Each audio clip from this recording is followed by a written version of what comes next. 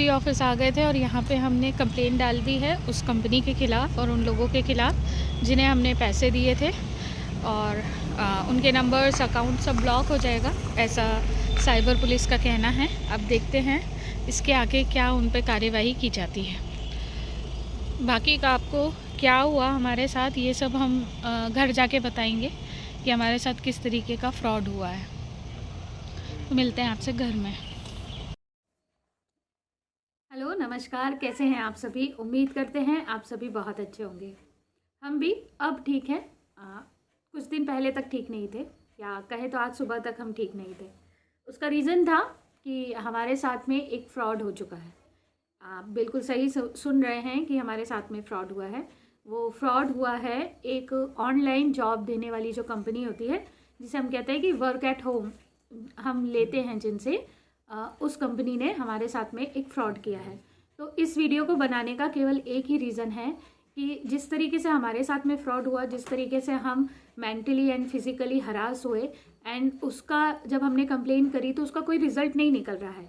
तो जिस तरीके से हम परेशान हुए, हमारा पैसा लगा, हमको इतना मेंटल टेंशन हुआ, फिज़िकल हमने बहुत सारा वर्क किया, तो जो हमको लॉस हुआ है वो आप में से किसी को भी ना हो, क्योंकि हमें पहले इस बारे में कभी भी किसी ने जानकारी नहीं दी थी कि ऐसी बहुत सारी कंपनियां हैं जो ऑनलाइन वर्क का कमिटमेंट करती हैं एंड फिर वो जाके आगे फ्रॉड करती हैं। यहाँ पे मुझे किसी को भी बुरा कहने में या कुछ भी ये कहने का कोई शौक नहीं है। हमारा पैसा लगा है, हमारी मेहनत लगी है, इसीलिए सिर्फ मैं ये बात आप लोगों की सभी की जानकारी के लिए बोलने आई हूँ। तो टेक सक्सेस नाम की कंपनी थी जिससे कि मेरे हस्बैंड ने ऑनलाइन वर्क किया। ऑनलाइन वर्क में था कि हमें 700 फॉर्म्स थे जो कि फॉरेन कंट्रीज़ के थे, लोन के फॉर्म्स थे, क्योंकि हम जब डाटा एंट्री करते हैं तो हमें समझ में आ जाता है कि वो किस तरीके के फॉर्म हैं। तो उस तरीके के फॉर्म थे। 700 फॉर्म्स हमें फिल करके उनको 6 डेज़ के अंदर में देने थे। ठीक है, उसके 4 नॉर्म्स थे। उन्होंने एक ऑनलाइन हमें एग्रीमेंट बना के दिया था। उस एग्रीमेंट के बारे में मैं ये बताना चाहती हूँ कि जब आज हम साइबर सेल में कंप्लेंट लिखवाने के लिए गए तो उन सर ने बोला इस तरीके का कोई भी एग्रीमेंट नहीं बनता है। तो 4 जो उसके नॉर्म्स थे वो ये थे कि पहला, log in log out proper time पे करना था। दूसरा था कि आप कोई भी एम्प्टी फॉर्म डिपॉजिट नहीं कर सकते हैं। थर्ड था, आपको एक ही सिस्टम पे आपका वर्क कंप्लीट करना है एंड टाइम पे वर्क कंप्लीट करना है। ठीक है, उसके बाद एक नया क्लॉज उन्होंने ऐड किया था कि मान लो आपकी कभी आईडी ब्लॉक हो जाती है तो आपको 4000 रुपीज़ देना पड़ेगा, जिससे कि आपकी जो आईडी है वो वापस से स्टार्ट हो जाएगी एंड आपको थोड़ा सा टाइम पीरियड मिल जाएगा आपका वर्क कंप्लीट करने के लिए। ठीक है, तो हमने कहा ठीक है, इसमें कोई इतना मुश्किल काम नहीं है। हमने स्टार्ट किया। जब हम 4 या 500 समथिंग फॉर्म्स पे आ गए तो उन्होंने हमारा ब्लॉक कर दिया, आईडी ब्लॉक कर दी। ठीक है, और उसमें लिखा हुआ मैसेज आया कि आपने 2 फॉर्म्स सबमिट कर दिए हैं ब्लैंक, इसलिए आपकी आईडी ब्लॉक कर दी जाती है। ठीक है, अब मैं ये चीज़ मानने के लिए तैयार नहीं थी क्योंकि मैं बहुत मेहनत कर रही थी इस चीज़ के लिए। ठीक है, मेरे हस्बैंड ने वर्क लिया था लेकिन इसका मेन वर्क मैं ही कर रही थी। मैं स्कूल भी जा रही थी, स्कूल का सारा काम करती थी, मम्मी के यहाँ जाती थी, घर आके मैं दिन रात बैठ के इस वर्क को कंप्लीट कर रही थी। मेरा संडे भी पूरा इसमें ही चला गया था। मैं सुबह 11 बजे बैठी थी तो शाम को 7 बजे अपनी जगह से उठी थी जब मैंने इसका 500 तक हम इसको ले आए थे। हमने सोचा अब ज़्यादा बचा नहीं है, 150-200 फॉर्म है, हम इसे तुरंत ही कंप्लीट कर देंगे। उसके बाद क्या हुआ, इन्होंने हमारी आईडी ब्लॉक कर दी एंड ये दिया। ठीक है, तो ये थी 10 तारीख की बात, नहीं 11 तारीख की बात। इसके बाद कल थी 12 तारीख। 12 तारीख की सुबह मेरे हस्बैंड ने उन्हें कंप्लेंट तो हमने उसी समय कर दी थी, बट वो इस चीज़ को मानने के लिए रेडी नहीं थे। जब हमारे पोर्टल पे कुछ प्रॉब्लम आ रही थी तब जो उनकी एग्जीक्यूटिव थी, हमने उनको भी बोला था कि मैम ये प्रॉब्लम आ रही है आईडी में, आप थोड़ा सा देख लो, तो उन्होंने कोई रिस्पॉन्स नहीं किया। उसके बाद जो उनका हेल्पलाइन ईमेल एड्रेस दिया हुआ था वो भी फर्जी था। उस पर जब हमारा ये हो गया, आईडी ब्लॉक हो गई, तो हमने उसमें मैसेज किया तो वो मैसेज ही नहीं गया उसमें से। फिर जो एक और सर थे उनका नंबर था, अभी भी मैं उनको सर करके बोल रही हूँ, ये मेरी इंसानियत है। तो उनको हमने मैसेज किया व्हाट्सएप पे, तो उन्होंने बोला कि ठीक है हम देखते हैं। सुबह मॉर्निंग में 11 बजे करीब, मैं स्कूल में थी, 11 बजे करीब उनका कॉल आया। मेरे हस्बैंड ने बात की, फिर उनने वही बोला कि आपने 2 फॉर्म्स ब्लैंक छोड़ दिए हैं तो आपको 4000 रुपीज़ देना पड़ेगा ना, आपकी आईडी स्टार्ट कर देंगे। तो हमने सोचा जब हम 500 तक आ ही गए हैं तो ठीक है, 4000 में कोई इतना बड़ा वो नहीं है। हमने फिर भी दे दिया उनको 4000 रुपीज़ दी और हमारी आईडी वापस से स्टार्ट होगी। अब हमने कहा कि ठीक है, अब 150 फॉर्म भरने हैं, इसको हम फटाफट भर देंगे। फिर मैं स्कूल से आई एंड मैंने फॉर्म भरना स्टार्ट किया और मैंने 665 फॉर्म तक मैं आ गई। मतलब मेरे पास अब 35 फॉर्म ही बस बचे थे फिल करने के लिए, हमारा वर्क कंप्लीट हो जाता। जैसे ही मेरा 665 पर आया, उन्होंने फिर हमारी आईडी ब्लॉक कर दी और इस बार उन्होंने रीज़न बताया कि हमने log in log out proper नहीं किया है।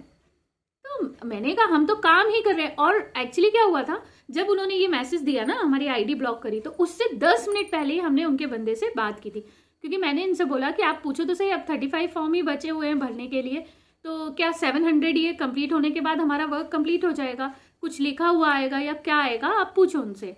तो इन्होंने उसके 10 मिनट पहले ही उस बंदे से बात की थी। तो उसने बोला हाँ, आपका जैसे ही 700 कंप्लीट होगा आपका वर्क डन है, आपको लिखा हुआ आ जाएगा योर वर्क इज़ कंप्लीट। तो हम उसी उसमें थे और जैसे ही उन्होंने किया तब हमारा दिमाग चल गया कि ये तो कुछ ना कुछ हमारे साथ में गड़बड़ हो रहा है। ठीक है, फिर हमने रात को कंप्लेन करी एंड जब सुबह कंप्लेन करी थी तो वो बंदा हमें सीधे धमकी दे रहा था। क्या धमकी दे रहा था, अगर आपने अभी पैसे नहीं जमा किए तो हम आपका हैदराबाद कोर्ट में केस डालेंगे, आपके खिलाफ FIR होगी एंड आपको वहाँ पे 70,000 रुपीज़ आके देना पड़ेगा एंड बहुत सारी चीज़ें थी। ठीक है, उसके बाद हमको मालूम था ये वापस हमसे पैसे मांगेंगे। उसके बाद हुआ मेरा दिमाग ख़राब। हमने रात को उनसे लगभग 9 बजे के करीब बात की एंड फिर मैंने उनको, मतलब मेरा दिमाग टोटली ख़राब हो चुका था क्योंकि हमारा बस काम ख़त्म होने में ही था, है ना। जब आप किसी चीज़ के लिए इतनी मेहनत करते हो तो, और आप क्यों कर रहे हो, पैसे कमाने के लिए ना।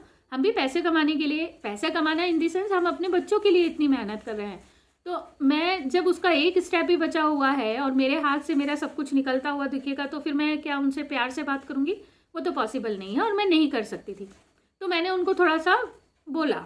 ठीक है, बोलने के बाद उन्होंने फिर वही कन्विंस कर लिया हमको कि अब आप 4000 की जगह 8000 रुपीज़ दे दीजिए एंड आगे आपको कोई भी प्रॉब्लम नहीं आएगी। ठीक है, उन्होंने हमसे ये कहा, उनके लिटरली वर्ड्स ये थे कि 1 से लेके 665 तक के जितने भी फॉर्म्स भरे हैं उसमें आपको कोई भी प्रॉब्लम नहीं आएगी।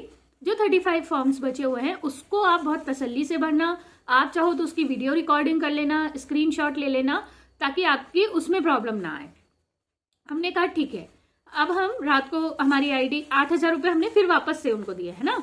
जब अपने से वो पैसे मांगते हैं तो अपने को वो क्या कहते हैं कि आपको 30 मिनट्स का टाइम दे रहे हैं, आप अभी के अभी पैसे जमा करो।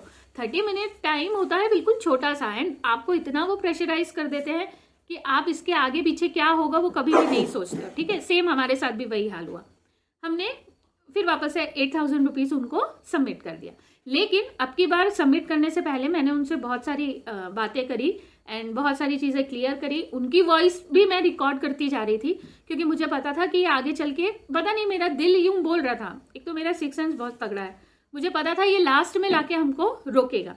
इसीलिए मैंने उनसे पूछा कि चलो हम ये 8000 रुपये भी दे रहे हैं, अगर मान लो लास्ट में आके हमारा 1-2 फॉर्म रुकता है तो फिर क्या होगा।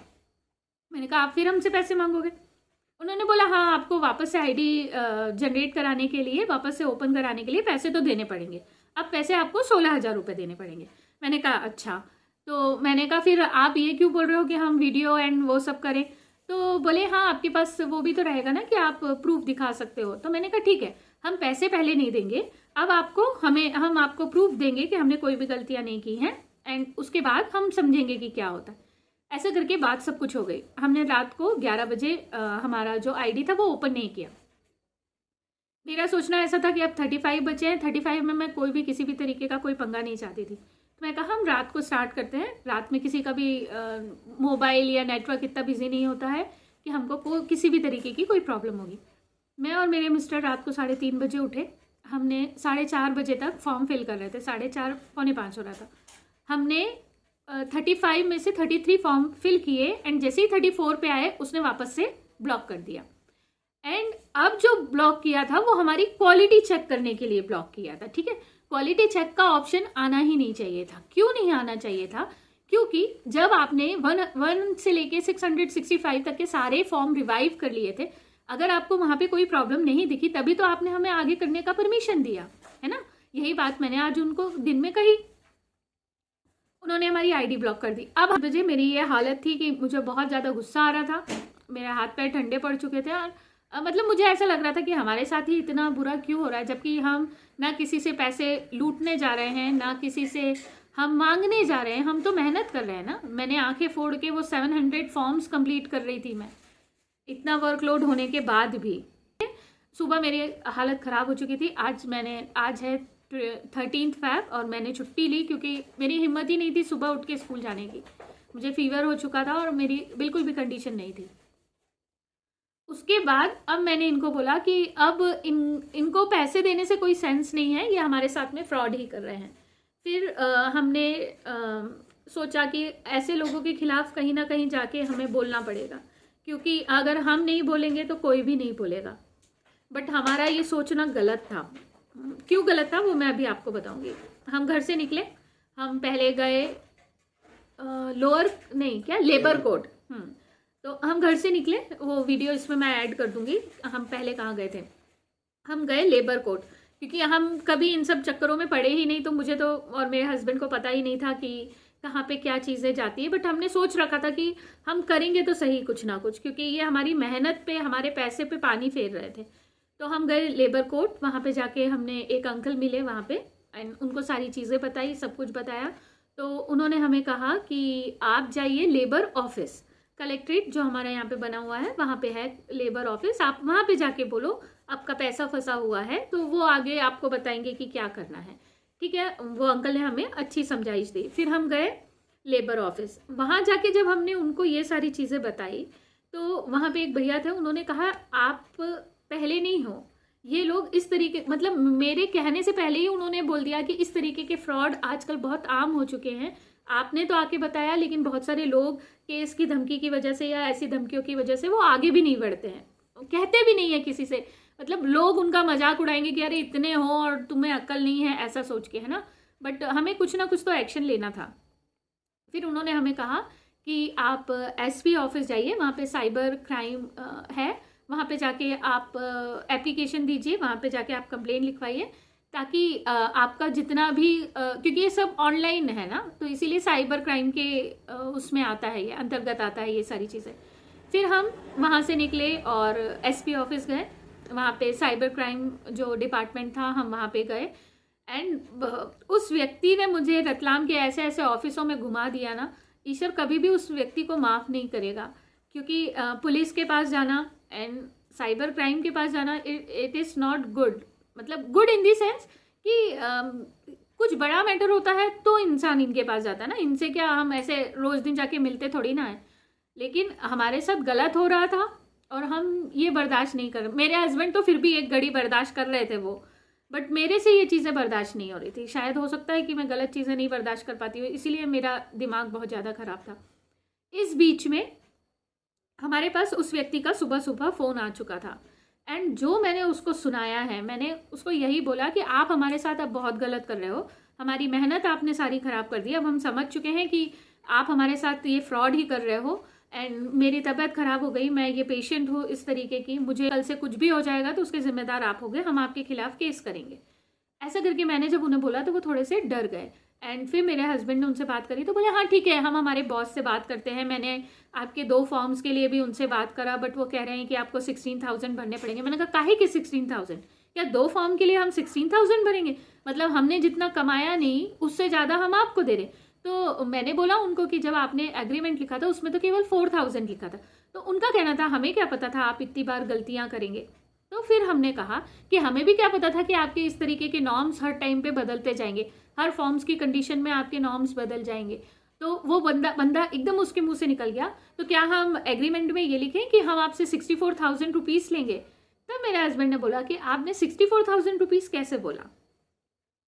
तब वो बोलता है कि नहीं नहीं, अगर आप ऐसे आगे भी गलतियां करते, क्योंकि अब उसकी गलती पकड़ी गई थी, तो वो बोलता है कि नहीं नहीं, इस तरीके से आप और भी गलतियां करते जाओगे तो आपके तो पैसे डबल होते जाएंगे, इसीलिए अभी आप 16,000 रुपीज़ दे दो तो मैं आपकी आईडी ऑन कर देता हूँ और हमारे ऑफिस से ही आपके 2 फॉर्म्स भरवा देता हूँ एंड आपके जो भी चीज़ें हैं मैं आपका क्लियर कर देता हूँ। उसमें भी उस बंदे ने कहा कि आपके ना जो अभी तक आपने फॉर्म्स भरे हैं उसमें आपकी एक्यूरेसी टेस्ट हो रही है, तो आपकी एक्यूरेसी आई है 88%, ठीक है, जबकि उसमें लिखा हुआ था कि 90% अगर आपकी एक्यूरेसी होती है तो आपका पूरा वर्क डन कहलाता है, ठीक है। 10% वो इसलिए ऊपर नीचे कर देते हैं, मान लो किसी फॉर्म में कुछ चीज़ें लिखना आप भूल जाते हो या ये, तो 88% ही एक्यूरेसी कैसे आई? जबकि उन्होंने तो बोल दिया था कि, मैंने उनको कहा कि आप 88% एक्यूरेसी कैसे ला सकते हो, आपने किस बिहाफ पे मेरे फॉर्म्स चेक किए, क्योंकि मैं बहुत कैलकुलेटिव वे में उस फॉर्म्स को भर रही थी। मैं कहा जब आपने हमसे एक बार 4,000 रुपये लिए हमारे ब्लैंक फॉर्म के लिए, ठीक है, उसको सही करने के लिए, उसके बाद आपने हमसे लिए 8,000 रुपये, वो जो आपने बोला कि हमने आईडी बहुत देर तक लॉग इन लॉग आउट की इसीलिए, जबकि हमने ऐसा कुछ भी नहीं किया था, ठीक है। मैंने कहा जब आपने इन सब चीज़ों के लिए हमसे पेनल्टी ले ली है, देन फिर आप हमसे किस बात की एक्यूरेसी का वो कर रहे हो? बोले नहीं वो तो आपका क्वालिटी चेक हुआ। तो मैंने कहा एक्यूरेसी आपने कैसे निकाली? क्वालिटी चेक करने के बाद ही निकाली होगी ना एक्यूरेसी। अब वो बंदा हमारी मतलब बातों, खुद की ही बातों में वो फंसता जा रहा था। तो फिर मेरे हस्बैंड ने मेरे से बोलता है कि हमारे बॉस ने बोला है ऐसा। तो मैंने कहा आप अपने बॉस से बात करा दो, मैं उनसे बात कर लेती हूँ, मैं ये सारी रिकॉर्डिंग आपको अभी सुनाऊंगी मैंने उनसे कैसी बात की। एंड उस समय मुझे बहुत ही ज़्यादा गुस्सा आ चुका था और मैं बीच रोड पे खड़े होकर उनसे बात कर रही थी। एक तो मुझे फीवर था, मुझे एंजाइटी हो रही थी, तो हमने कैसे खुद को संभाला है ये हम लोग ही दोनों जानते हैं। उसके बाद हम गए साइबर क्राइम में। वहाँ जैसे ही हम गए एंड उनने पूछा हमसे कि आप लोग क्यों आए हैं, तो हमने कहा हमारे साथ में एक फ्रॉड हुआ है। तो सीधे जस्ट हमने ये हमारा सेंटेंस खत्म हुआ और उन्होंने बोल दिया अच्छा आप ऑनलाइन जॉब के लिए कर रहे थे क्या? तो हमने कहा हाँ सर। मुझे हंसी आ गई, मतलब कि वो लोग उनके लिए कितनी आम चीज़ है ना कि इस तरीके का लोगों के साथ में फ्रॉड किया जाता है। उनके पास ऐसे कितने केसेस आते होंगे, वो उनके लिए कितना कॉमन था। तो फिर हमने उनको सारी हमारी डिटेल्स दी, सारे नंबर्स दिए, सब कुछ दिया, कौन से अकाउंट पे हमने पैसे ट्रांसफ़र किए, क्या किया, सब कुछ बताया।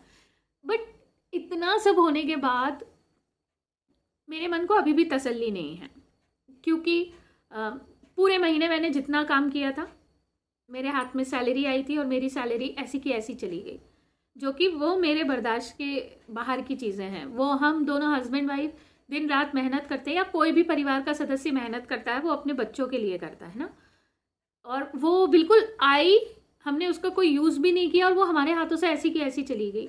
ठीक है, वो मुझे पता है वो हमारी सैलरी या हमारा वो जो पैसा है वो हमें वापस नहीं मिलेगा, लेकिन ऐसे लोगों के खिलाफ कुछ ना कुछ एक्शन ज़रूर होना चाहिए ताकि आगे बहुत सारे लोग इन सब चीज़ों से बच जाएं। अच्छा, हमारी तो अक्ल चल गई, हम थोड़ा बहुत नेटवर्क में या बोल लीजिए आप ऑनलाइन चीज़ों में हम बहुत ज़्यादा तो नहीं, लेकिन हाँ फिर भी हम रहते हैं, टच में रहते हैं, इसीलिए हम समझ चुके थे कि हमारे साथ में फ्रॉड हो रहा है ना, तो हमने आगे पैसे नहीं दिए। एंड तो उन्होंने बोला कि आपकी किस्मत बहुत अच्छी थी कि आपने केवल 12,000 ही दिए। ऐसा भी व्यक्ति उन्होंने बताया हमें जिसने 2 लाख रुपए दे चुका था इन सब चीज़ों के लिए।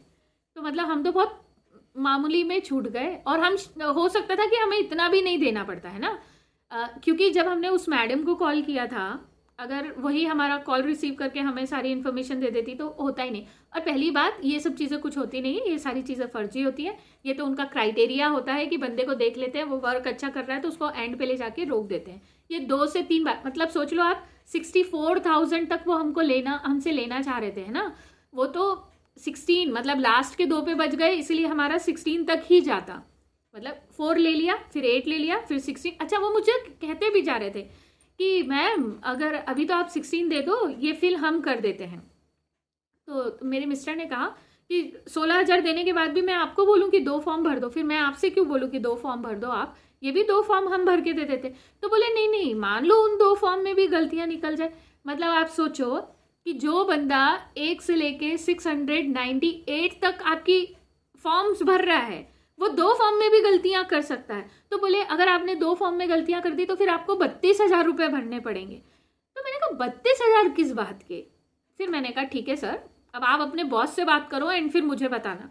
मैंने कहा या तो आप मेरे को आपके बॉस से बात करा दो, तो मैं उनको मेरी सारी चीज़ें बता देती हूँ कि हमारे साथ में आप क्या कर रहे हो, फिर वो जो बोलेंगे हम उसके आगे कर देंगे।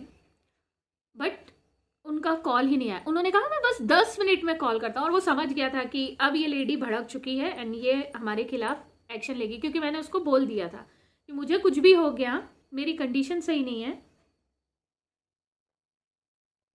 अगर मुझे कुछ भी हो गया तो इसके रिस्पॉन्सिबल आप लोग ही होगे, क्योंकि आप लोगों ने हमें बहुत ज़्यादा मेंटली एंड फिजिकली परेशान कर रखा है, हरास कर रहे हो। तो वो समझ गया कि अब ये हमारे खिलाफ एक्शन लेंगे, तो उनका फ़ोन ही नहीं आया। एंड जब हम साइबर क्राइम में गए तब उनका कॉल आ रहा था, तो वो फिर पुलिस वालों ने बोल दिया कि अब इनका कोई भी कॉल उठाने की कोई ज़रूरत नहीं है। हो सकता है ये आपको नोटिस भी भेजें, लेकिन आपको उन सब चीज़ों के लिए कुछ भी एक्शन लेने की ज़रूरत नहीं है। मैंने सब कुछ करवा दिया, कंप्लेन करवा दी, बट फिर मैंने उनसे पूछा कि आखिर क्या है इन लोगों का सोल्यूशन। मैंने कहा मुझे तो है कि हम इनके खिलाफ एक्शन ले, तो वो मुझे कहते हैं कि मैम आपके अकेले एक्शन लेने से कुछ नहीं होगा, ये लोगों का नेटवर्क बहुत बड़ा है, इनको आप अकेले रह के नहीं पकड़ सकते हो। तो सही बात है, इन लोगों का नेटवर्क बहुत बड़ा है, लेकिन मैं सिर्फ ये वीडियो इसलिए बना रही हूँ कि मान लो किसी और के साथ भी इस तरीके का कोई भी किसी भी तरीके का प्रॉब्लम होती है, तो प्लीज़ आप आगे आओ एंड कंप्लेन करो, ताकि इन लोगों के नंबर्स, इनका सब कुछ बंद हो पाए। क्योंकि हम बहुत मेहनत करके पैसे कमा रहे हैं, हम ऐसा नहीं है कि कोई पेड़ हिला रहे हैं एंड हमें महीने भर की सैलरी आ जा रही है। मुझे सच में बहुत दुख है, वो मेरे हाथों से मेरी सैलरी गई है तो। और मैं ईश्वर से यही प्रार्थना करती हूँ कि उसको सद्बुद्धि दे, वो किसी और के साथ में ऐसा फ्रॉड ना करे, ईश्वर करे कि वो ना करे, बट ऐसा होगा नहीं, क्योंकि वो शैतान है। एंड शैतान अपने पैर बहुत तेज़ी से फैलाता है ना, और गिरेगा भी सही, इतना भी भरोसा है। आज वो हमारे जैसे कितने लोगों की आहें ले रहा होगा, कितने बच्चों का भविष्य खा रहा होगा, तो उनका परिवार भी कभी सुखी नहीं रहेगा, है ना। आप किसी का बुरा करते हो तो आपका कभी अच्छा नहीं होता, ये तो डेफिनेटली पक्की बात है।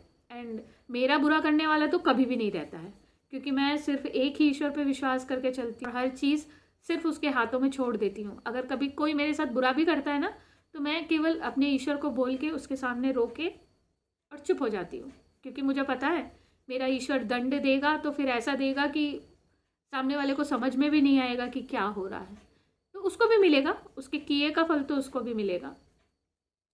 बस तो यही था हमारा आज का वीडियो, और उम्मीद करती हूँ अगर आप सभी के साथ भी, ईश्वर ना करे कभी ऐसा हुआ हो, लेकिन हाँ हुआ हो तो मुझे बताना ज़रूर।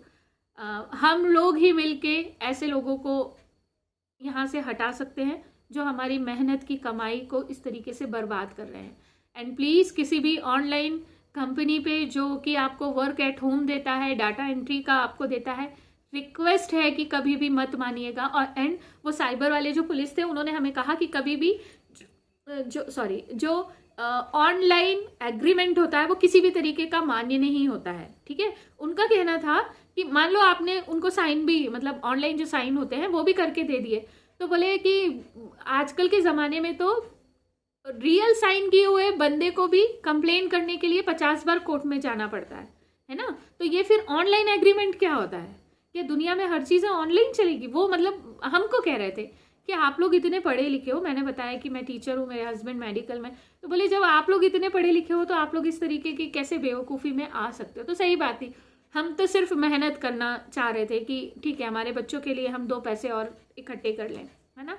हमारा कोई और तो मोटिव नहीं था, ऐसा तो था नहीं कि हम किसी के गले से निकाल के और खा रहे थे या किसी की जेब मार के खा रहे थे, ऐसा तो था नहीं। तो यही होता है आज के ज़माने में, आप मेहनत करोगे तो आपकी मेहनत का कोई फल नहीं होगा। ये तो मैंने बहुत अच्छे से हर चीज़ में देख लिया है। लोग आपका टांग खींचने के लिए, आपको पीछे करने के लिए आएंगे ज़रूर, बट ठीक है, हम आगे बढ़ने हम जो है ना, हम आगे बढ़ना जानते हैं, सिर्फ मेहनत के दम पे और ईश्वर पे भरोसा करके हम आगे बढ़ना जानते हैं, और आगे बढ़ते भी जाएंगे। हमें इन सब चीज़ों से कोई फ़र्क नहीं पड़ता है, ठीक है। वो पैसा हमारे नसीब का नहीं होगा, इसलिए हमें नहीं मिला, हम आगे और बहुत मेहनत करेंगे। मेरे पास 2 बच्चे हैं, इन 2 बच्चों के लिए तो हम दोनों अपनी जान भी दे देंगे तो भी कम पड़ेगा। तो और हर माँ बाप अपने बच्चों का भला चाहता ना, कोई भी माँ बाप ऐसा नहीं होगा जो अपने बच्चों का भला नहीं चाहता होगा और उनकी हर ख्वाहिश पूरी नहीं करना चाहता होगा। तो उनमें से ही हम भी हैं जो हम अपने बच्चों की हर ख्वाहिश पूरी करना चाहते हैं, भले वो कितनी भी बड़ी हो, कितनी भी छोटी हो, उससे कोई फ़र्क नहीं पड़ता। और आगे आज तक जब करते आए हैं तो आगे भी करते रहेंगे। हमारे बच्चों को कभी भी किसी चीज़ की कोई कमी नहीं होगी, ईश्वर ने चाहा तो ये था एक इन्फॉर्मेटिव वीडियो, और इसमें मैं वो छोटी छोटी सी क्लिप्स ऐड कर दूंगी। 58 क्यों करूँ सबमिट?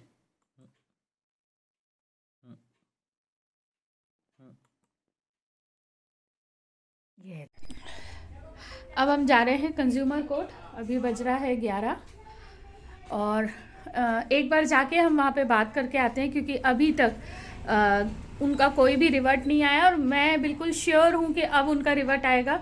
तो पहले उन्होंने 4 मांगे, फिर 8 मांगे, अब या तो 12 मांगेंगे या 16 मांगेंगे, इससे कम में तो वो बात नहीं करेंगे। तो एक बार हम जाके वहाँ पे कंज्यूमर कोर्ट में बात करते हैं। एंड रात भर से जब हम 4:30-5 बजे जब ये सब हुआ, उसके बाद से हम दोनों सोए नहीं हैं। तो ये तो एक तो मेंटली हमको इतना परेशान किया, फिज़िकली हम परेशान हुए। मुझे एंजाइटी की प्रॉब्लम है, इतनी ज़्यादा एंजाइटी की प्रॉब्लम हो गई। तो इन सब चीज़ों के लिए तो अब कुछ एक्शन लेना बहुत ज़रूरी है। तो अभी हम जा रहे हैं एंड वहाँ उनको बताएंगे कंज्यूमर कोर्ट में जो भी ऑफिसर होंगे, एंड फिर देखते हैं वो क्या कहते हैं। नहीं होगा तो फिर हम वकील के पास भी जाएंगे एंड वहाँ जाके भी बात करेंगे। इनको ऐसे छोड़ेंगे तो हम बिल्कुल भी नहीं। अब हम अभी लेबर कोर्ट में आए थे एंड यहाँ पे हमने उनसे बात करी है। ये यहाँ का एसपी ऑफिस है। एसपी ऑफिस आ गए थे और यहाँ पे हमने कंप्लेंट डाल दी है उस कंपनी के ख़िलाफ़ और उन लोगों के ख़िलाफ़ जिन्हें हमने पैसे दिए थे, और उनके नंबर्स, अकाउंट सब ब्लॉक हो जाएगा, ऐसा साइबर पुलिस का कहना है। अब देखते हैं इसके आगे क्या उन पे कार्यवाही की जाती है। ये चीज़ें अच्छी नहीं हैं लेकिन होती हैं। इंसान हर तरीके के हमें मिलेंगे, अच्छे भी मिलेंगे, बुरे भी मिलेंगे। आज का दिन मेरा बहुत बेकार रहा, बट ठीक है, कल दिन अच्छा आएगा और हम मेहनत करने से नहीं डरते। शायद इसीलिए आज भी बहुत सारी तकलीफ़ें सह के भी यहीं पे खड़े हैं, हंसते मुस्कुराते हुए। तो मिलते हैं अब आपसे नेक्स्ट वीडियो में। आप सभी भी सतर्क रहिए। साइबर क्राइम बहुत बुरी तरीके से फैल चुका है। आपको लगेगा कि सामने वाला बिल्कुल सही है और आप उसके झांसे में आ जाओगे। आपके साथ बहुत बड़ा फ्रॉड हो सकता है। हम भी बहुत थोड़े में निपट गए, हमने बहुत भलाई की होगी इसलिए हम भी थोड़े में निपट गए। और आप लोग भी बच के रहिए, संभल के रहिए। और अगर ऐसा कुछ होता भी है तो प्लीज़ आगे बढ़ के उसके खिलाफ रिपोर्ट करिए। डरिए मत कि हम पुलिस स्टेशन जाएंगे, वहाँ पे लोग हमें देखेंगे। अरे लोग तो आप घर के अंदर भी रहोगे ना, 4 दीवारी के अंदर, तो भी अगर उनको आपको बुरा कहना होगा ना तो वो तो तब भी कहेंगे। तो फिर ऐसी जगह पे अपने हक के लिए खड़े होना बहुत ज़रूरी है। लोगों का काम है कहना, और आप ऐसे क्या कहते हैं, पर्दा लपेट के भी रोड में चलोगे ना और उनको आपको बुरा कहना पड़ेगा तब भी कहेंगे। तो उस बात से घबराओ मत। अगर आपके लिए कुछ गलत होता है तो उसके लिए आवाज़ उठाओ जैसे हमने उठाई। मिलते हैं आपसे नए ब्लॉग में। सुरक्षित रहिए और हमारे लिए भी प्रेयर करते रहिए कि हम अपनी लाइफ में और मेहनत करें और अपने बच्चों के लिए सब कुछ अच्छा करें, अपनी माँ के लिए, अपने पूरे परिवार के लिए हम अच्छा कर पाएँ। तो बस यही छोटी सी एक रिक्वेस्ट है एंड संभल के रहिए। मिलते हैं नेक्स्ट व्लॉग में। Bye bye.